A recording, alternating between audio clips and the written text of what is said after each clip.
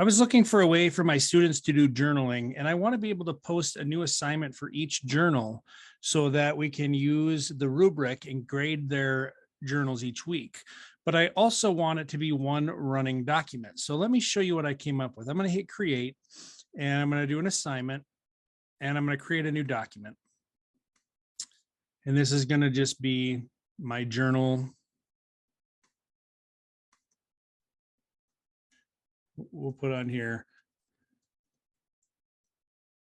woodworking journal. Okay. And now I'm going to close this. I'm done with this. Actually, it didn't rename. There we go. And there it named it. And I've got this, and I want to make it so each student gets their own copy. So make a copy for each student. And I'm going to, you can do your points, you can do your, all this stuff, your topics, your due date and all that. Create your rubric. I'm not doing that right now. I'm just going to show you how I'm going to share this each week where the students can only view their project and be able to reassign it each week with the same document. So what I'm going to do now is I'm going to click the title.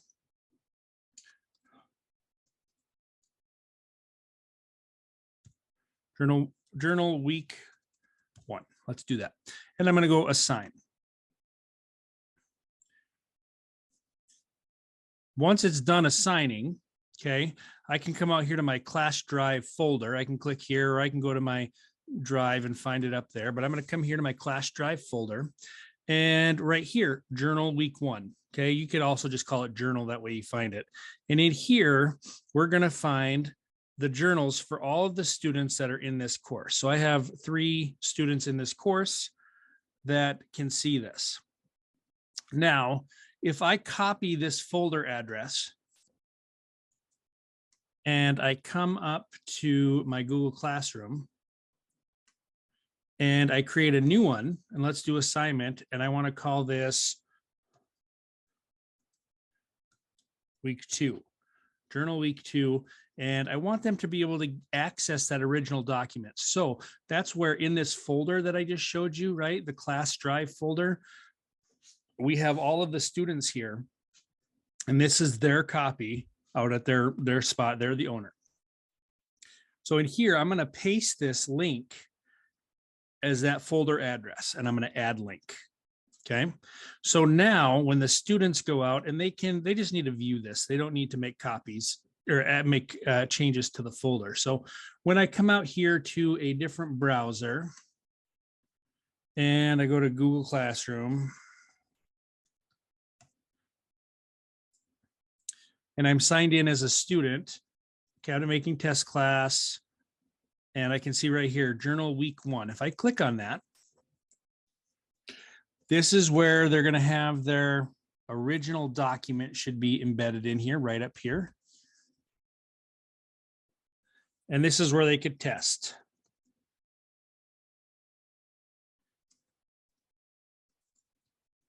And enter that in. Okay. So now what we're going to do is, if I close this, and I'm not going to click turn in, but I'm going to come back to test class, classwork. Journal week 1 is only there. Week 2 should be showing up soon. So let me hit refresh. Oh, I didn't assign it. That's helpful. Let's assign it. And then come back here.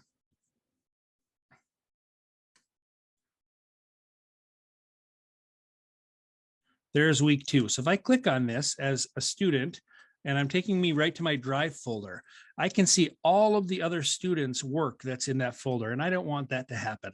What I want to happen is this student to only see their folder in this drive. Otherwise, they can see all of these other people's work. If they click on this, they would see their writings, which I don't want that to happen. So what I'm going to do is I'm going to come back here, and I'm going to go to my class drive again, where I just was at. I'm going to find that assignment, which is right here. This is the master journal. And what I'm going to do is I'm going to select all. I'm going to hold shift and select there to there. I want all of these selected, and I'm going to hit the plus. I want to share this. And when I share this, you're going to see everybody who has access to view this folder. So you can see all of the individual students, and that's fine.